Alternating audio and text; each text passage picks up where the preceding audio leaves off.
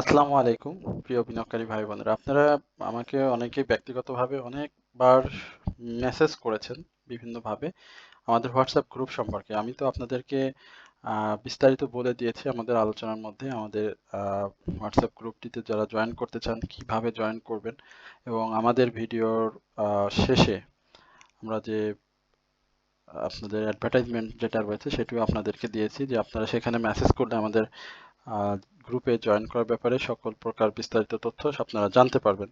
তো আশা করি আপনারা এই ব্যাপারে পুনরায় আমাকে হয়তো আর আপনাদের মেসেজ করা লাগবে না। দয়া করে কমেন্ট সেকশনে গেলে আপনারা আমাদের নাম্বার সহ বিস্তারিত জানতে পারবেন। আর আমি এই রাত্রে আপনাদের সাথে খুব অল্প সংখ্যক কয়েকটি স্টক নিয়ে সংক্ষিপ্ত পরিসরে আলোচনা করব, সেটা হয়তো 10 মিনিটের বেশি হবে না। আশা করি আপনারা ধৈর্য সহকারে শুরু থেকে শেষ পর্যন্ত আজকের এই আলোচনাটি শুনবেন। সমরিতা হাসপাতাল সার্ভিস অ্যান্ড রিয়েল এস্টেটের এই স্টকটি নিয়ে আমরা একাধিকবার পূর্বে আলোচনা করেছি, বাট রিসেন্ট টাইমে আমরা এই স্টকটি নিয়ে কথা বলিনি। এই স্টকটির একটা মুভমেন্ট আমরা লক্ষ্য করেছি 67 থেকে, যে ছোট ছোট মুভমেন্ট করে সে প্রাইস অ্যাকশন করে 72 73 এই জায়গাতে গিয়েছে। এখানে যে ধরনের ক্যান্ডেল করেছে মোটামুটি আগামী দিনে বিনিয়োগ মানে প্রাইস অ্যাকশনের জন্য যথেষ্ট পজিটিভ। বাট এপিএস এর যে এটা ছিল সেই জায়গাতে আমরা যেটা এখন পর্যন্ত জানতে পেরেছি যে স্টকটির ইপিএসটা ভালো আসেনি, অর্থাৎ যে ইপিএসটা পূর্বে দিয়েছিল সেখানকার থেকে ইপিএস এবার খারাপ এসেছে। তো ইপিএস খারাপ আসলে যেটা স্বাভাবিকভাবেই হয়, একটা নেগেটিভ বার্তা স্টকটির জন্য পড়ে যায়। একই সময়ে তার জানুয়ারিতে মার্চ দ্বিতীয় যে প্রান্তিকের যে ইপিএস সেটা ছিল 6 পয়সা, সরি 3 পয়সা, 30 পয়সা ছিল, দুঃখিত। এবার সেটা 6 পয়সা হয়েছে। সুতরাং এই ইপিএস এর এই জায়গাটা অবশ্যই আগামী দিনে প্রাইস ডাউন ট্রেন্ডের জন্য একটু খারাপ হবে। তবে সময়ের সাথে সাথে এটা এখান থেকে আবারও বের হয়ে আসবে। আমরা সাধারণ বিনিয়োগকারী বা মার্কেটে যারা আমরা বিনিয়োগে থাকি, আমরা এই বিষয়গুলো খুব বেশি হয়তো মাথায় নিয়ে রাখি না। তবে আপনাদের যদি প্রফিট থেকে থাকে অবশ্যই আগামী দিনে সমন্বিত হাসপাতাল থেকে প্রফিটটা নিয়ে নেবেন। এবং কারেকশন জোন আমি যদি বলি সেই জায়গাতে 69 এর এই জায়গা 69 বা 69 টাকা থেকে 70 টাকার এই লেভেলে এসে একটা কারেকশন সে তৈরি করবে, এবং সেই কারেকশনে আপনারা যদি বাই করতে পারেন তাহলে সেটি অবশ্যই ভালো হবে।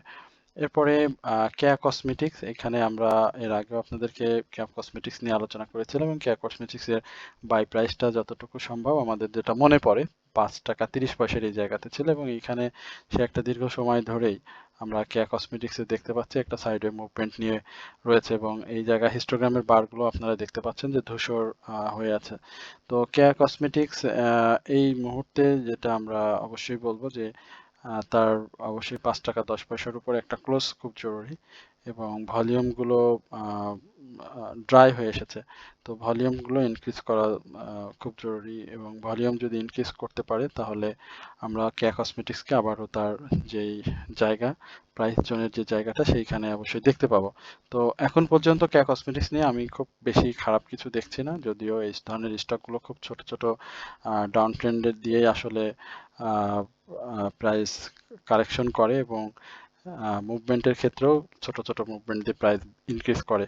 তো ধৈর্য নিয়ে থাকলে আশা করা যায় যে কেয়া কসমেটিক্স আপনাকে খুব বেশি প্যারা দিবে না, এখান থেকে অবশ্যই আপনাকে বের হওয়ার সুযোগ দিয়ে দিবে। এরপরে আমরা কেয়ান কিউ এর কথা যদি বলি, কেয়ান কিউ তার ইপিএস সংক্রান্ত একটা বিনিয়োগ রেজাল্ট হওয়ার কথা। তো এখন পর্যন্ত যেটা বুঝতে পারতেছি হয়তো কেয়ান কিউ একটা পজিটিভ ইপিএস দিবে বিনিয়োগকারীদের জন্য, এবং এই জায়গা থেকে কেয়ান কিউ এর আমি বলবো যে 5 টাকা, এইখানে তার ক্লোজ যেটা ছিল 5 টাকা 30 পয়সা, সরি 530 টাকা 90 পয়সা, এই জায়গাটাতে একটা ক্লোজ যদি দেয় তাহলে এই স্টকটা কিন্তু 550 চোখের নিমিষে হয়ে যাবে। তো যাদের আছে ক্যান কিউ হোল্ড করেন, মাত্র 35 লক্ষ শেয়ার রয়েছে স্টকটির। ডিভিডেন্ড হিস্টোরি খুব বেশি শক্তিশালী না, মাত্র 5%, 6% স্টক ছিল এবং 4% ক্যাশ ছিল 2025-এ। বাট অ্যানুয়াল ইপিএস বলি বা অন্যান্য ন্যাব সংক্রান্ত যে বিষয়গুলো রয়েছে সবকিছুই মূলত ভালো, এবং ইয়ারলি হাই যেটা ছিল 540 টাকা সেই জায়গা থেকে মোটামুটি 12 একটা কারেকশনও দিয়েছে। তো যার কারণে এখন কারেকশন মুভমেন্ট দিয়ে এখন পর্যন্ত আমি মনে করি যে অবশ্যই এই জায়গাতে আহ, ভালো একটা অবস্থান তৈরি করেছে এই ক্যানকিউ। এরপরে আমরা কেডিএস নিয়ে একটু কথা বলতে চাই। কেডিএস নিয়ে অনেকে জিজ্ঞাসা করেছেন, এখানে তিন সাইডে ডাউন ট্রেন্ড ক্রিয়েট করেছে এবং এই জায়গাগুলো যদি দেখেন যে কেডিএস এর যে সাপোর্ট, আমরা কিন্তু পরবর্তী বলেছিলাম যে কেডিএস কিন্তু একটা ভালো প্রাইস অ্যাকশনে ফিরে যাচ্ছে এবং সেখান থেকে সে প্রাইজে গিয়েছিল। এই যে যে প্রাইসটা দেখতে পাচ্ছেন একটা টানা প্রাইস অ্যাকশন এই জায়গায় আমরা কেডিএস দেখেছি এবং সেই ক্লোজটাও ভালো ছিল। এখন আবারও টান ডাউন ট্রেন্ডের মধ্যে দিয়ে রয়েছে এবং এই 16 টাকা সরি 46 টাকা যে জোনটি রয়েছে 46 টাকা 40 পয়সা এই জায়গাটাতে একটা সাপোর্ট যদি আমরা চিন্তা করি, শক্তিশালী সাপোর্টের কথা যদি বলি সেখানে 45 টাকা 50 পয়সা, বাট 45-50-এর আগেও তার 45-50-এর আগেও তার একটা সাপোর্ট আছে, তবে 46-10 আশা করি সেই সাপোর্টটা চেষ্টা করবে। যদি সে আহ, ধরে রাখতে পারে তাহলে সেটা ভালো হবে, আর যদি ধরে রাখতে না পারে তাহলে সে আবারও ডাউন ট্রেন্ডে কন্টিনিউ করবে। তো আশা করি এখানে বাই সিগন্যাল করেছে, সরি সেল সিগন্যালে রয়েছে, আমি একটু খেয়াল করিনি, সেল সিগন্যালে রয়েছে এবং নতুন করে ছোটখাটো দুই একটা কারেকশন অবশ্যই তার প্রাপ্য, যেহেতু সে একটা ভালো প্রাইস অ্যাকশন করেছে, 40 টাকার নিচে থেকেই গিয়েছে 37 টাকা। তো আশা করি যে এই জায়গাটাতে আবারও সেই ছোটখাটো যে কারেকশন জোনটি বললাম এই কারেকশন জোন শেষ করে আবারও সে প্রাইস অ্যাকশনে ফিরে যাবে। মীর আক্তার নিয়ে একটু বলতে চাই। মীর আক্তারের অনেক জিজ্ঞাসা। মীর আক্তারের খাড়া মুভমেন্ট একটা হয়ে গেছে।